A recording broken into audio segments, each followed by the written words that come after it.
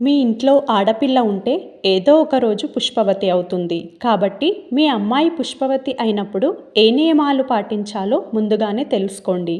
ఆడపిల్లలు ఏ రోజున పుష్పవతి అయితే మంచిది, పుష్పవతి అయినప్పుడు ఏ నియమాలు పాటించాలో తెలుసుకుందాం. ఆడపిల్ల పుష్పవతి అయిన రోజును బట్టి, సమయాన్ని బట్టి భవిష్యత్తు ఏర్పడుతుంది. ఆడపిల్లలకి 2 జాతకాలు ఉంటాయి. మొదటిది జన్మించినప్పుడు ఉండేటటువంటి జాతకం, ఇక రెండవది పుష్పవతి అయినప్పుడు ఆ సమయాన్ని బట్టి జాతకం ఉంటుంది. ఈ 2 జాతకాలకు కూడా స్త్రీ జీవితంలో విశేషమైన ప్రాధాన్యత ఉంటుంది. చెడు గడియల్లో అమ్మాయి పుష్పవతి అయితే పండితులను సంప్రదించి వారి సూచనల మేరకు శివాలయంలో శాంతి చేయించాలి. సొంత ఇంట్లోనే ఆడపిల్లలు పుష్పవతి అయితే అది చాలా మంచిది. బయటకు వెళ్ళినప్పుడు కానీ, వేరే వాళ్ళ ఇంట్లో కానీ ఆడపిల్ల పుష్పవతి అయితే అది అశుభంగా పరిగణిస్తారు. నల్లటి బట్టల మీద ఆడపిల్లలు పుష్పవతి అయితే దరిద్రంగా భావిస్తారు. అమ్మాయి జాతకంలో దురదృష్టం వెంటాడుతుంది. అదే ఎర్రటి వస్త్రాలు కానీ, తెలుపు వస్త్రాల మీద కానీ ఆడపిల్లలు పుష్పవతి అయితే అది చాలా శుభసూచకం. గ్రహణ సమయంలో ఆడపిల్లలు పుష్పవతి అయితే తప్పకుండా శాంతి చేయించుకోవాలి. పుష్పవతి అయిన సమయాన్ని బట్టి కూడా మీ అమ్మాయి భవిష్యత్తు ఉంటుంది. ఉదయం 5 గంటల నుండి మధ్యాహ్నం 1 గంట మధ్యలో ఆడపిల్లలు పుష్పవతి అయితే చాలా శుభ సమయం.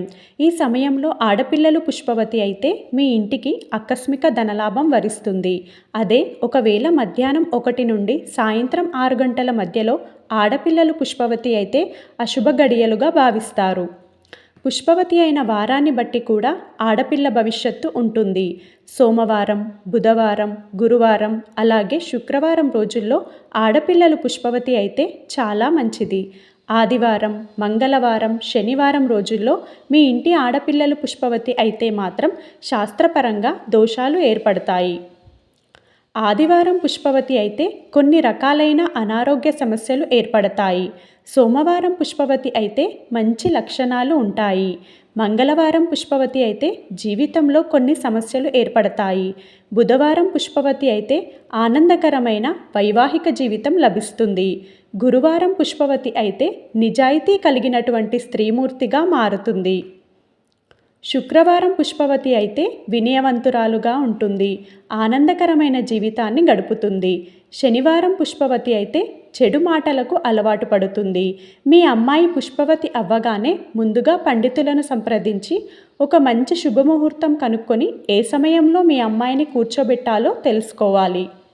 వర్జం లేకుండా ఒక మంచి సమయం చూసి పుష్పవతి అయిన ఆడపిల్లని కూర్చోబెట్టాలి. అమ్మాయిని కూర్చోబెట్టేటప్పుడు ముందుగా మీ ఇల్లంతా శుభ్రం చేసి నేలపై ఒక చాప వేసి ఆ చాప మీద పచ్చని తాటాకులు కానీ, కొబ్బరి ఆకులను కానీ వేయాలి.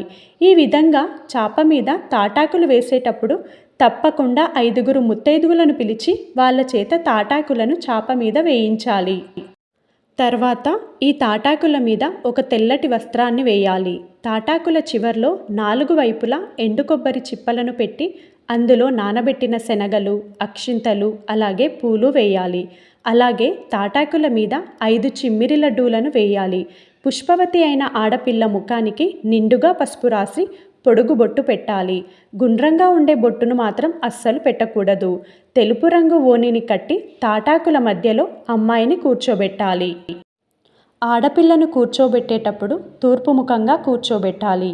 అమ్మాయిని కూర్చోబెట్టేటప్పుడు 5 ముత్తైదువులు కలిసి అమ్మాయిని కూర్చోబెట్టి కుంకుమ బొట్టు పెట్టాలి. తరువాత పుష్పవతి అయిన అమ్మాయికి 3 చిప్పల నుండా నెయ్యి తాగించి చిమ్మిరి లడ్డూలను తినిపించాలి. అమ్మాయికి హారతి ఇచ్చి అక్షంతలు వేయాలి. హారతి ఇచ్చేటప్పుడు మంగళకరమైన పాటలు పాడాలి. చివరిగా మీ ఇంటికి వచ్చిన ముత్తైదువులకు తాంబూలాలు ఇచ్చి పంపించాలి. పుష్పవతి అయిన మొదటి 3 రోజులు పులగన్నం తినిపించాలి. కత్తితో తరిగిన పదార్థాలను అస్సలు తినకూడదు. అరటి పండ్లు మాత్రం అస్సలు తినకూడదు. పుష్పవతి అయిన సమయంలో ఏ వస్తువునైనా సరే ఆడపిల్లలు చేతితో గిల్లకూడదు. పుష్పవతి అయిన మొదటి 3 రోజులు ఆడపిల్లని ఎవరూ తాకకూడదు. పగటిపూట నిద్రపోకూడదు. కారంగా ఉండే ఆహారం అస్సలు పెట్టకూడదు.